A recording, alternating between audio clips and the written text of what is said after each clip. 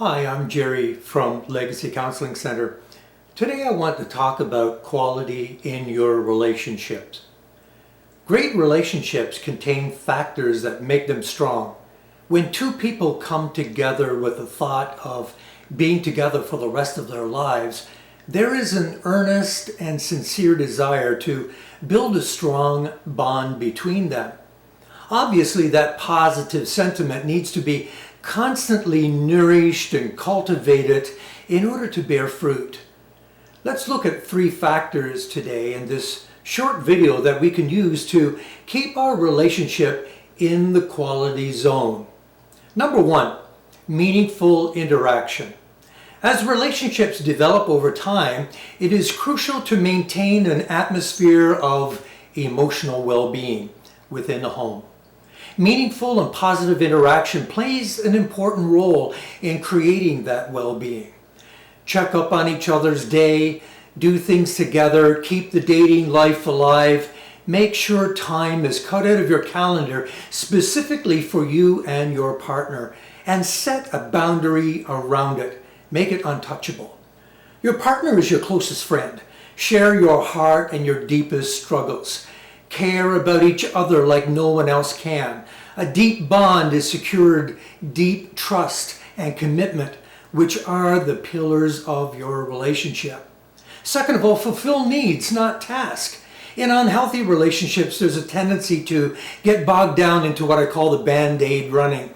This happens when couples get caught up in a mixed bag of nitpicking issues and chase after each item to stick a temporary band-aid on it because it just doesn't get resolved. When the focus shifts from the positive sentiment of fulfilling each other's inner need to a focus on the negative sentiment of the things that bother me about you, then little cracks begin to form in the relationship that has the power to eventually make it fall to pieces.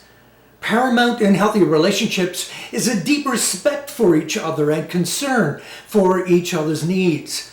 When confronted with the issues of life, we need to first look beyond the things that are in your face, issues, and look for the positive need there that the other needs to get fulfilled.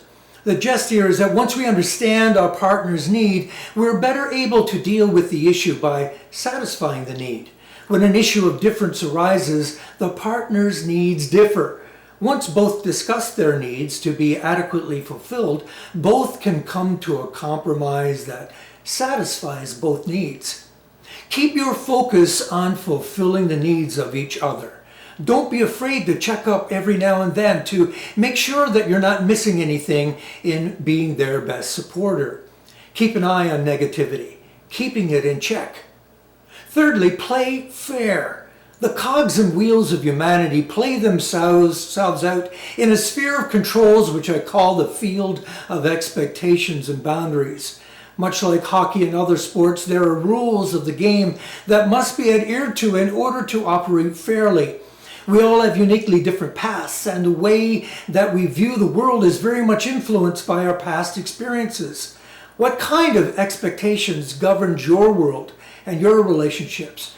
Do you have low expectations, low boundaries, people walk all over you? Or in the opposite, do you have high expectations, standards, rules, boundaries that others struggle to keep up with? Expectations and boundaries can be a source of trouble in the relationship when two people are out of balance on the scale of expectations and boundaries, or simply see the situation differently and can't come to an agreement. Gridlock is a tough cookie to swallow.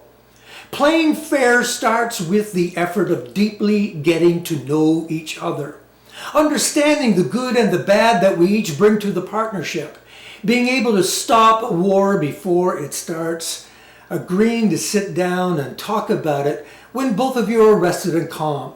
My mother used to say, Jerry, where there's a will, there's a way.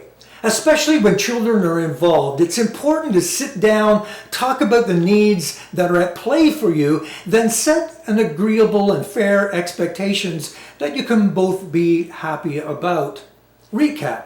To maintain quality in your relationship, keep meaningful interaction alive. Fulfill needs, not tasks, and play fair. Thanks for listening today. Until next time, take care.